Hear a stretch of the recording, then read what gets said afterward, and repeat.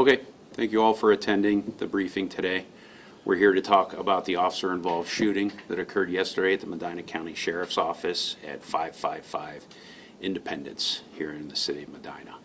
On my left, I have Captain Eric Bors from the Medina County Sheriff's Office and Captain Chris Conwell from the Medina County Sheriff's Office. To my right, I have Lieutenant Brian Wagner from the Medina Police Department.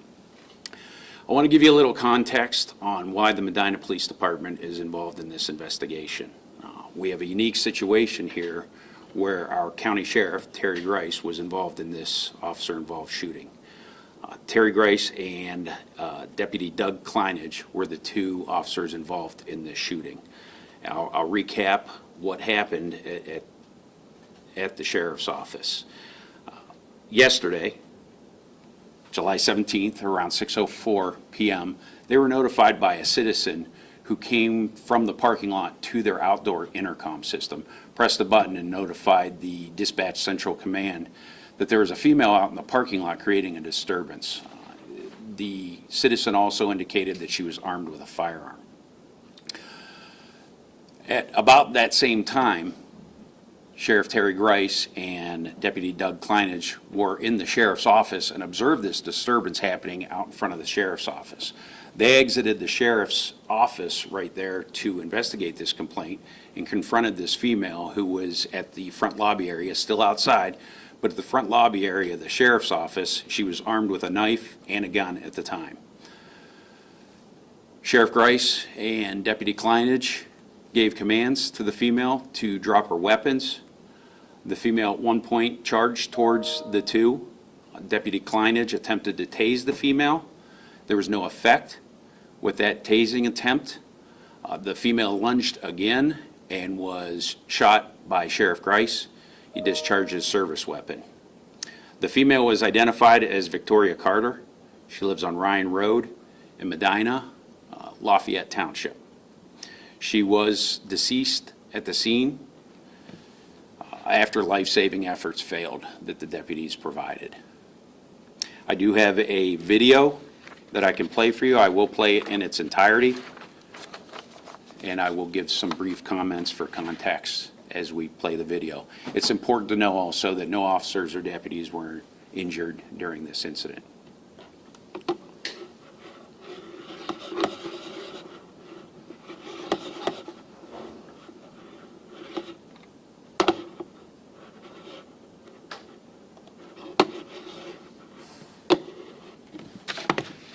Get the mouse working.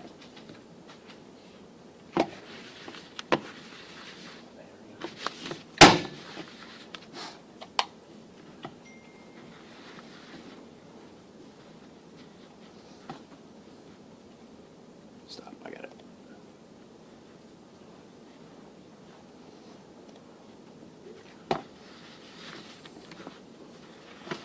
The mouse isn't working.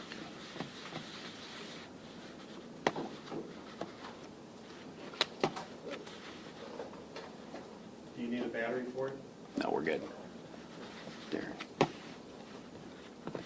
I still got nothing on the mouse. Okay. As you can see, this white vehicle is our suspect pulling up to the front of the sheriff's office. This is not a normal parking spot.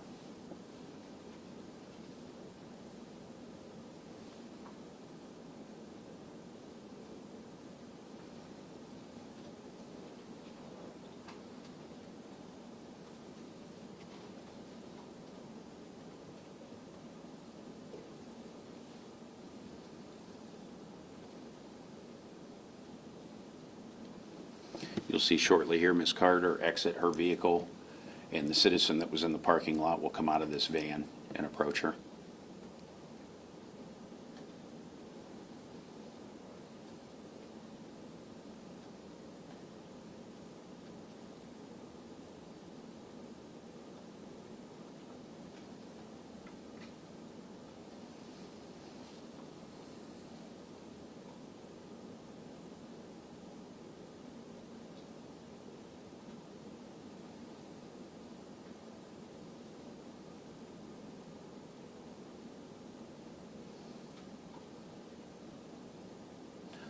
This is the citizen walking up to the front of the sheriff's office to press that intercom button to report the confrontation he just had with the female.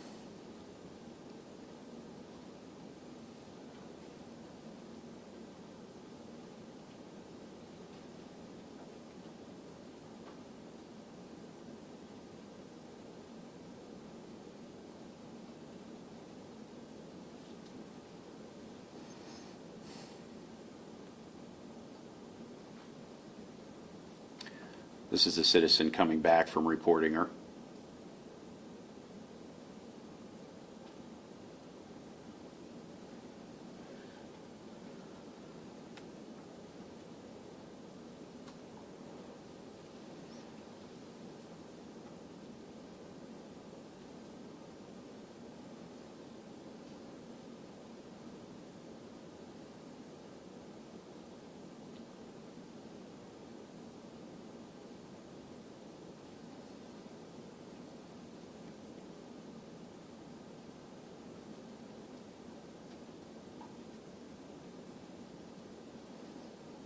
It's at this time that the sheriff and Deputy Kleinage realize that there's some type of disturbance going on. They come out of the office door there to investigate the disturbance and confront the female. As you can see, Ms. Carter is still armed with the gun and a knife. Both are giving commands to drop the weapons. Deputy Kleinage is on the right.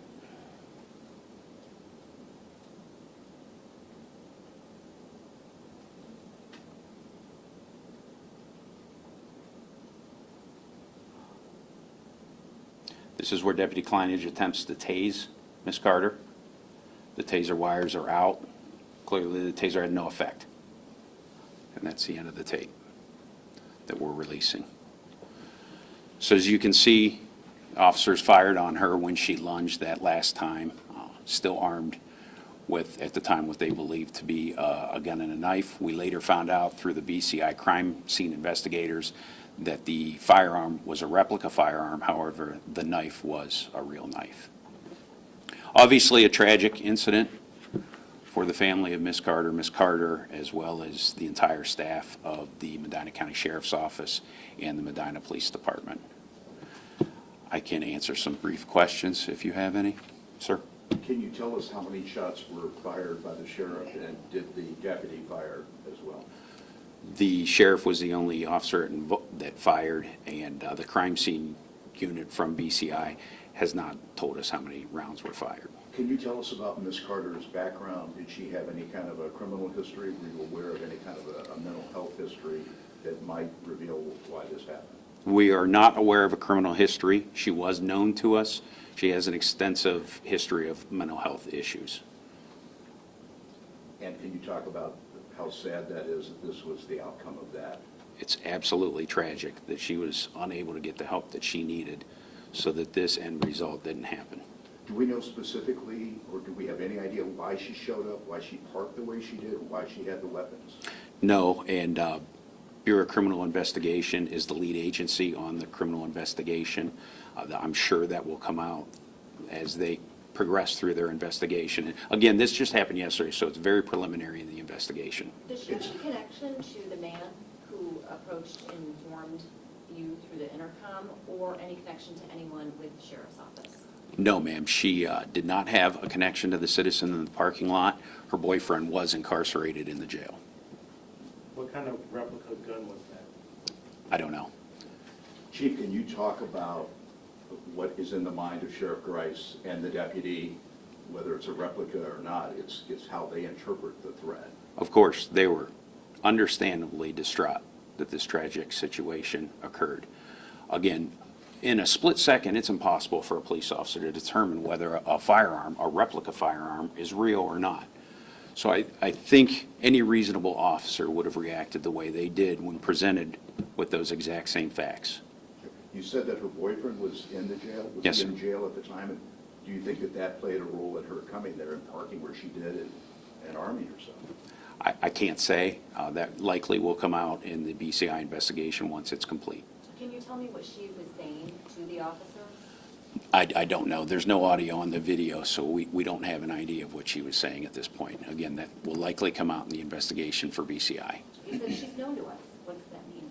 She's known to the Medina Police Department. We've had several calls for welfare checks with her at her residence. How old is she? 37. 37. What did it mean that that citizen came forward and gave you all a heads up that she might be coming in the building? I mean, that probably helped out a lot. It did. We're appreciative of that. The sheriff's office definitely is appreciative of that. We have no idea what her intentions were when she presented there at the sheriff's office. Ma'am, did you have a question? Yeah, it looks like in the video that she originally was just confronted, drops either the gun or the knife, and then picks it back up. Can you kind of clarify which one did she drop it? It appears she dropped the replica gun and then picked it back up and charged at the sheriff and the deputy. Okay, thank you. Can When the you tell taser us was which used, one? the taser, was that a hit? It didn't seem like she was phased at all by the taser. I know you had said there was no effect. Did he miss when he used the taser, or did the taser hit her and it just didn't do anything? I can't comment on that. We didn't actually examine the crime scene. That was BCI that did the crime scene investigation and collected the evidence.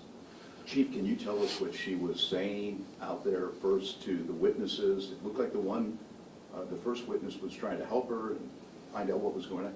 Was she saying anything to them? Can you talk about what she was saying in her interaction with the two witnesses? And No, then- sir. No, sir. BCI did the interview on the citizen there, and we're not privy to that. The nature of the welfare checks, of what they involve? The welfare checks we've had with her in the past were mental issues. Chief, Well, can you tell us what her boyfriend is in the Medina County Jail for? No, I cannot. Okay, are you identifying him? No. Okay. Any other questions? The deputy, his full name, and can you spell the last name, I'm sorry? Deputy Doug Klinage, Clinage, and of course, our county sheriff, Terry Grace. Ma'am? Any comments or anything you want to say, I guess, to her family? Like we said, this is a sad situation for both the department and for families, so anything to them? It is. It is a very tragic situation. I spoke to her sister earlier today for about an hour and expressed our condolences to her for the loss. Their family suffering now. But I think it highlights the need for improved mental health treatment. These folks who are having mental health struggles, mental health problems, they need resources. They need avenues that they can go to get these situations addressed so that it doesn't turn into a tragic situation like this. It's very disappointing. Okay, thanks. Thank you.